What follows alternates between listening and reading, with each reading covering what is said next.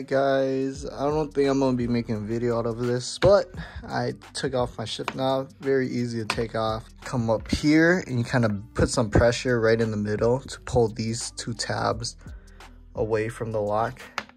And then you just kind of pry it up. This hooks on from the back.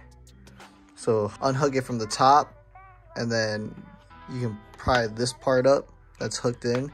This should be loose. And your shift knob is up here like this. It's stuck. So basically I put it in second gear and I pulled it towards me. Just be careful so you don't knock your head out. But like basically you just kind of push some pressure and you pull it up and then it should unclip.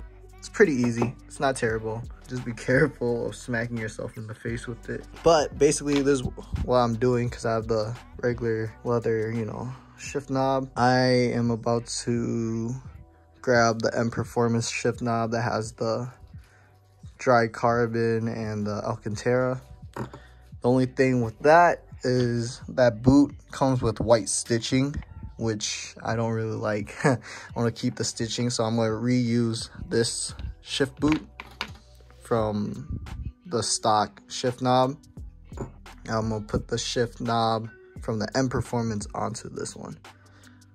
The thing about this is that it is locked in by these three clips.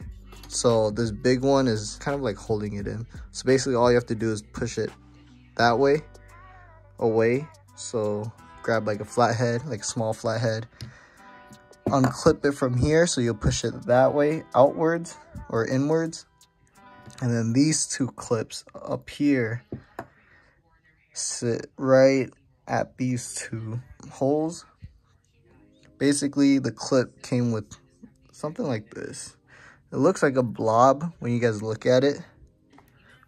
Where it go? Oh no, looks like a blob of like glue or something, but it's like glue and plastic. It was kind of more like rectangular shape, more like a blob. So basically what I did was I stuck this flathead under. I started prying it up. Went from the side with the flathead and started prying it up. And I started bending it. After that, I bent it inwards so it would look like, you see how it's like kind of like a U shape? Basically bent it in so it can slip through the square holes. And then this was easy. This big clip, I unhooked it and then there was a little gap. And then I had to separate these. I had to try to bend these out, take out the glue as much as possible. And I kind of just pulled it out and then it broke. But we do not really need this, so this is good. Hopefully the M Performance is the same, or hopefully just this clip can hold it in place. But yeah, I will show you guys what else I do, but that is about it. If you guys want the blue stitching on your M2 instead of the white one, this is how I'm going about it. I hope this helps. Here's the original one. This is the one that I bought. Again, I think you guys should go this route because it'll save you guys a lot more money instead of buying the IND. The only thing is you'll break these two clips, but honestly, you don't really need it because this main one, this little hook one, will hold it in place. So basically, did the same thing what I did on this side. I bent the glue inwards because it's a square. The glue and like this part, basically you bend it inwards, and then after you unhook this, you pull it out and it should come off. You will break it, but this will fit in between. All you need is really this. And then same thing with this one, your shift boot and shift knob. Take it off, and now you got blue stitching. I know a lot of people have this problem. A lot of people hate how this one is a white stitching. Doesn't match, but this is probably the cheapest and easiest way. It's actually not that hard, so I would recommend you guys doing this. Save you guys a lot of money. So basically your M Performance shift knob, you'll put it through the hole first. So stick it through these two holes, and then the back side will clip right in. Then basically you're good. Now we have an IND shift knob and boot, basically. yeah, it works perfect. Sits still. It doesn't move at all. If you guys really want, you guys can glue it to it, but like glue this part to your shift boot, but I don't really think it's necessary. Yeah, that's about it. I'm gonna throw this in the car and I'll show you guys how it looks.